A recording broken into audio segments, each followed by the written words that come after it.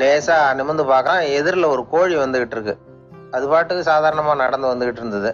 அவ்வளவுதான், இவன் உடம்பு கிடுகிடுன்னு ஆட ஆரம்பிச்சுட்டுது. திரும்பி ஓடி வந்துட்டான்.